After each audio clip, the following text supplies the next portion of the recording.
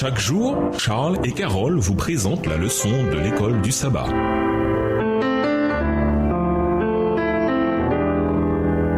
Bienvenue dans votre émission. Dieu nous parle. Nous voilà à la leçon de dimanche. Guerre au ciel. Lisons Apocalypse 12 et versets 7 à 9. Que révèle ce passage sur la liberté qui régnait au ciel et sur l'origine du mal? Quand Lucifer s'est rebellé, de quelle manière Dieu aurait-il pu réagir? Apocalypse 12 versets 7 à 9. Et il y eut guerre dans le ciel. Michel et ses anges combattirent contre le dragon. Et le dragon et ses anges combattirent. Mais ils ne furent pas les plus forts. Et leur place ne fut plus trouvée dans le ciel. Et il fut précipité, le grand dragon, le serpent ancien, appelé le diable et Satan, celui qui séduit toute la terre. Il fut précipité sur la terre et ses anges furent précipités avec lui. Ces versets décrivent un conflit cosmique entre le bien et le mal. Satan et ses anges firent la guerre à Christ. Et ils furent finalement chassés du ciel. Cela paraît très étrange qu'une guerre ait pu éclater dans un endroit aussi parfait que le ciel. Pourquoi est-ce arrivé? Le Dieu d'amour aurait-il créé un ange démoniaque qui a déclenché cette guerre? Y avait-il chez cet ange une imperfection fatale qui l'aurait conduit à se rebeller? La Bible explique de manière claire l'origine du mal. Elle lève le voile sur les mystères de ce conflit entre le bien et le mal. Comparons Ézéchiel 28 et versets 12 à 15 et Ésaïe 14 et versets 12 à 14. Que s'est-il passé dans la tête de cette tête angélique appelée Lucifer qui a pu le pousser à la rébellion? Ézéchiel 28, les versets 12 à 15. Fils de l'homme, prononce une complainte sur le roi de Tyr. Tu lui diras, ainsi parle le Seigneur l'Éternel. Tu mettais le sceau à la perfection. Tu étais plein de sagesse, parfait en beauté. Tu étais en Éden, le jardin de Dieu. Tu étais couvert de toute espèce de pierres précieuses, de sardoine, de topaze, de diamants, de chrysolite, d'onyx, de jaspe,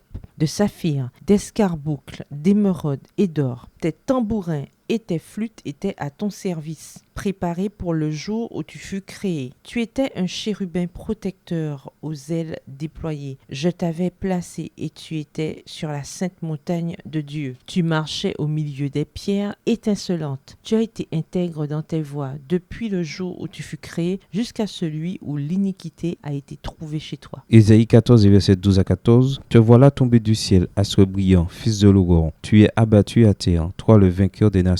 Tu disais en ton cœur, je monterai au ciel, j'élèverai mon trône au-dessus des étoiles de Dieu. Je m'assiérai sur la montagne de l'assemblée à l'extrémité du septentrion. Je monterai sur le sommet des nues, je serai semblable au Très-Haut. Dieu n'a pas créé un démon, il a créé un être d'un brillant éclat du nom de Lucifer. Cet être angélique avait été créé parfait et sa perfection comprenait la liberté de choix, principe fondamental du gouvernement de Dieu, lui qui règne par l'amour et non par la contrainte. Le péché vint de Lucifer dans le ciel. Pourquoi cet ange parfait a-t-il laissé l'orgueil et la jalousie prendre racine dans son cœur au point de se rebeller contre son Créateur? Il n'y a pas d'explication logique à cela. Lucifer, une créature, convoita l'adoration qui était réservée au Créateur. Il tenta d'usurper le trône de Dieu en remettant en cause l'autorité divine. Sa rébellion entraîna une guerre ouverte au ciel. Dieu supporta Lucifer, mais il ne pouvait pas le laisser contaminer le ciel avec sa rébellion. Des conseils célestes adressèrent à Lucifer d'instantes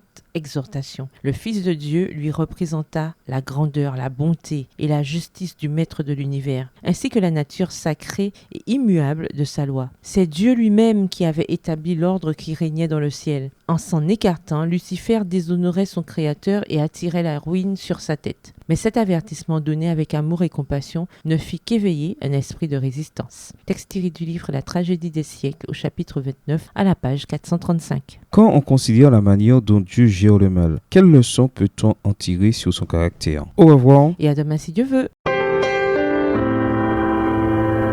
Dieu nous parle. Chaque jour, Charles et Carole vous présentent la leçon de l'école du sabbat.